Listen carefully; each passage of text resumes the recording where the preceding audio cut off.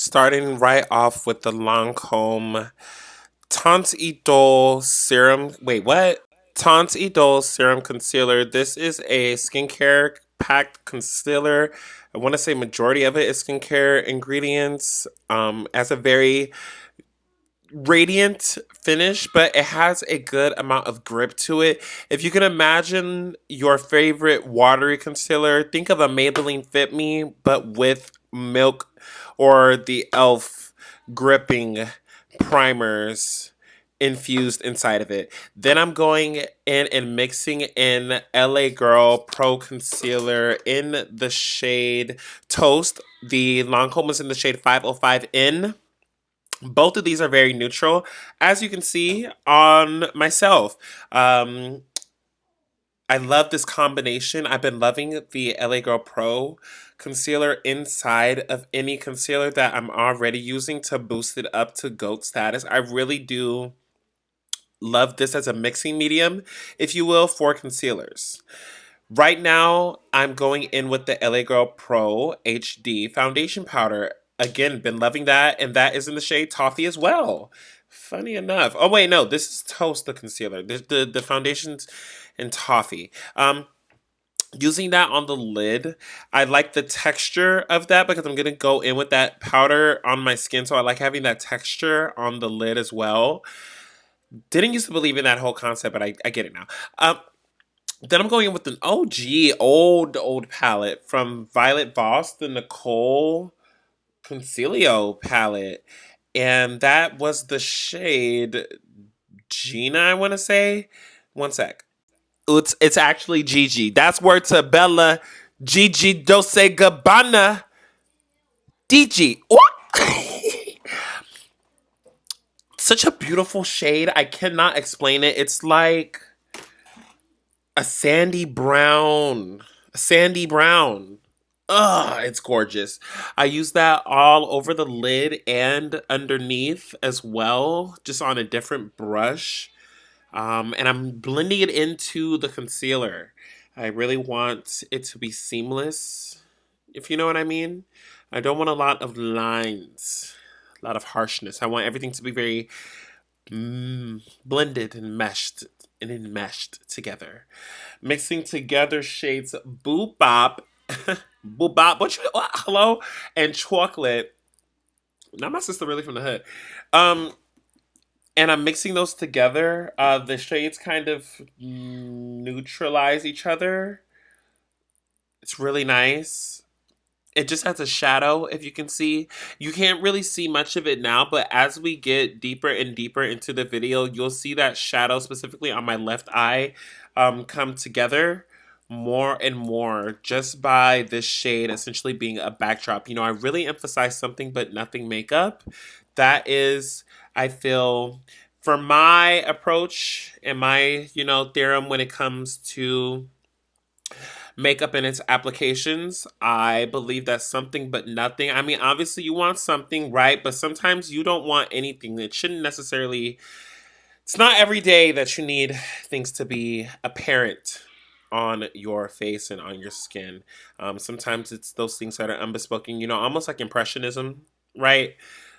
Anyways, using that underneath and on the outer corner, really just wrapping the eye in that shadow, right? It's gonna mimic my discoloration, honestly.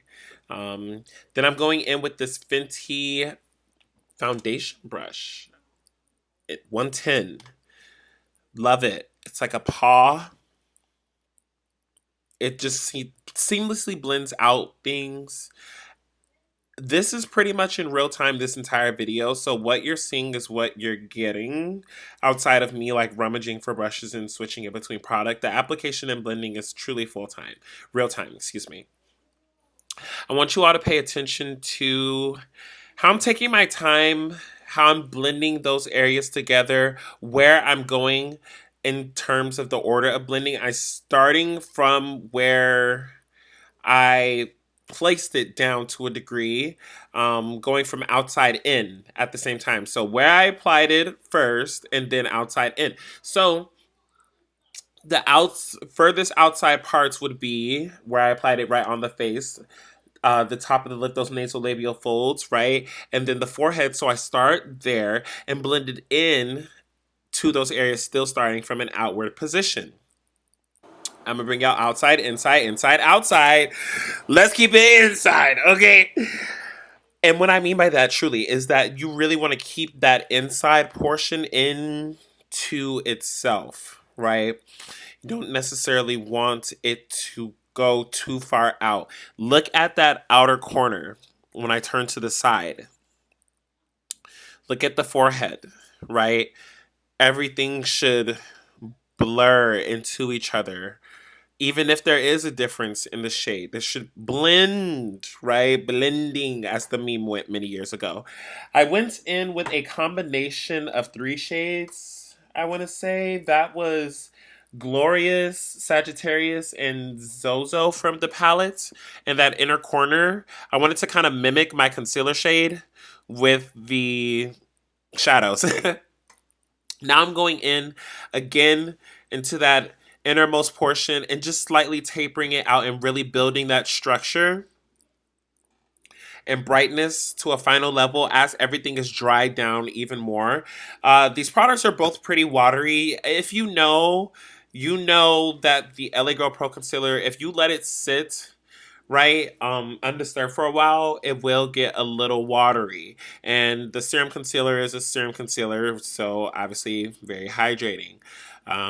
So I like to let that a product drying down really, really helped to allow me to just go in and set immediately with this NARS light reflecting powder. Oh my gosh, shout out to my dear, dear, dear, dear, dear Mooch, and becoming a friend as of recent days. Michaela, Glam by Michaela, been following for years, and she sent me some PR Udut, and this was in there. And I am truly, this is the translucent crystal light reflecting setting powder from NARS Cosmetics.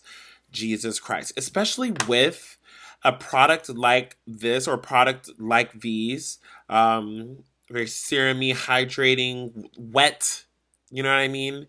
Products. This is so gorgeous because you really do set the product as opposed to like a hyaluronic acid powder or a very thin powder or even a baked powder, right? I feel like even though this one does have a slightly baked texture, it still feels kind of creamy. It's almost as if the Fenty Beauty Pro filter powder, right? That one had the pressed one, the retouching powder, the blotting powder had a baby with the La Mer loose powder. I can't.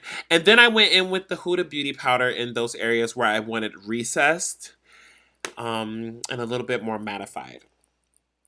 Now I'm going back into those LA Girl Pro powders to reinforce those highlights. You know, I really feel like this is where the face comes together as opposed to me blowing out my face and using a super yellow concealer or anything like that. You know, some things are undertones, some things are overtones. My undertone is actually orange, but my overtone, right, can lend itself to be pretty yellow. Not like I'm long hair, thick red bone. Yeah, but not. Slow down a little bit. Anywho, this is where in those specific highlight areas that overtone is necessary to kind of bring forth things.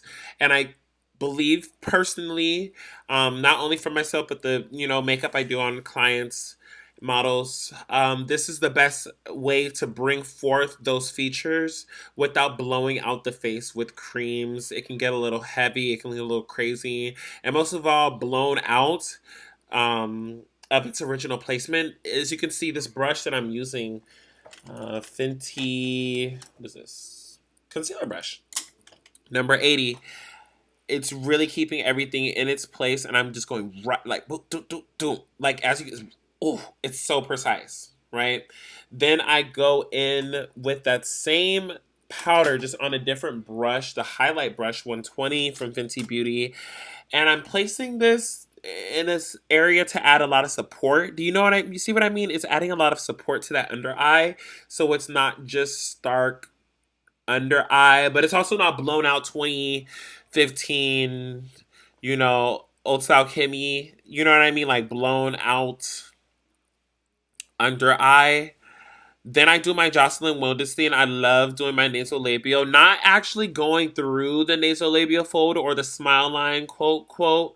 Just in that little pocket right there, besides the nose, pops out the face so much more than you would even think. Please try it. Not the top lip either, not the whole top lip either, just that little pocket. At least for a face like mine, and I think a lot of other faces. We're going in with the Thread Beauty Foundation Stick right now in 140 neutral, medium neutral brown. This foundation formula is so good. It reminds me of the Maybelline Superstay Stick Foundation, but a little bit more creamy. That foundation was absolutely amazing in my kit for ages. Um, but it's discontinued, and this is a readily available version of it that's even better because formulations and products available for formulating have just increased over the years, as well as the technology to create the actual foundations. I feel like this one is so good. It has a silky skin-like finish, so good. Cream foundations can get oily real quick, and I feel like they're great for photo shoots. Boom. Like photo shoots, camera, like you just trying to look good for real quick. I love a good cream foundation, specifically for oily skin. You know, um, there's not a lot of cream foundations that can stand the test without very good primers and stuff. But it's not every day I'm trying to prime and prep and do. I'm not trying. It's not. I'm not trying to DTM every day, you guys. Stop. So I feel like this stick foundation really does do the do, and it's only like what, $8 or $6? Please get into. So good. I use this in the areas where I applied it directly onto my skin in the areas where I wanted the most coverage. And when I'm dipping the brush off camera, I was adding in a little bit more foundation just to help everything blend, just because that brush was really, really dense. The foundation brush 115 from Fenty Beauty, that bitch dense. Now I'm going in with another Fenty Beauty, not sponsored. Not sponsored, honey, but I'll mention my way in the door. Yeah, yeah, yeah. Bronzer brush, 190 from Fenty Beauty. Loving the shape of these brushes. I was thinking about it on the way home from work. After I filmed this, like the day after, I'm like, wait a minute, who was in that lab? What was the PD team looking like? Because the shapes on these brushes, the density, the selection of the fibers, the shape, y'all ate that beyond. Okay? And I used to be a Fenty truther. I ain't gonna hold you. I ain't gonna lie. The fuck? I used to be a Fenty truther just because people was kind of doing too much. Like they were acting like that was the first brand to ever have inclusive shades, and that is simply untrue. It is categorically untrue. However, they did change the game in terms of the inclusivity of shade ranges from a brand perspective in an industry standpoint. Like the entire industry shifted. Like that was world stop. You know what I mean? That was her bow down. She didn't even need to put it on the album. Ooh. Anywhom. I'm using that bronzer brush to add in a little bit of brondation. If you've watched a TikTok, you know how I feel about that. I use a foundation shade that's dark enough to match my neck, but and look bright on the lower half of my face, but look like a bronzer on the depths of my face. Did that just to add a little coverage and reinforce, much like we did with the brighter shade, which was golden tan, by the way. Now I'm going in with the Fenty Beauty Illuminators, Powder Illuminators, Fire Dust and Lightning Crystal. I'm using the matte side. I think that's Fire Dust. Look at where I'm placing it, right? You see how it's going into? I really want to pop that out. My whole thing with Tonal Glam, low contrast makeup, it was definitely, it pulled some inspo from the Victoria's Secret eras. I noticed that their inner corner was like into their under eye damn near. But you gotta think like you need that area to be popped out. You can't just use like a very bright concealer regardless of the formulation because it's gonna look crazy. Having something that actually bounces back that light actively to the human eye will literally project that area out and make it look a lot fuller.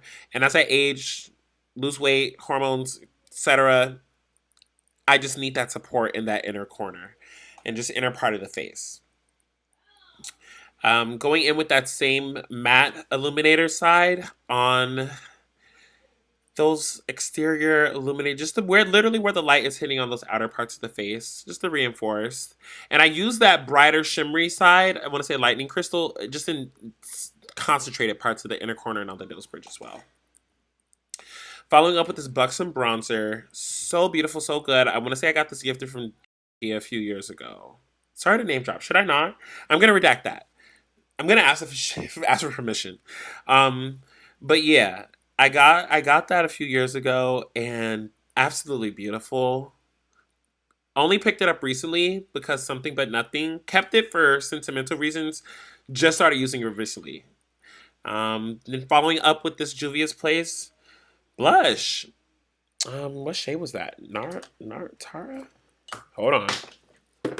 Oh, y'all hear this? Yara! I was close. Yeah. And now we move into the lip. MAC Conceal and Correct palette in yellow brown. Because that's pretty much my like foundealer shade, you know? Foundealer like my foundation color corrector concealer shade. Like it's just like a universe. Like this is like my skin in a pot pan. So good. I love it to blink out my lip as of recent. Um, then I'm going in with this About Face lip liner in. Hold on. It was About Face lip liner in After Party.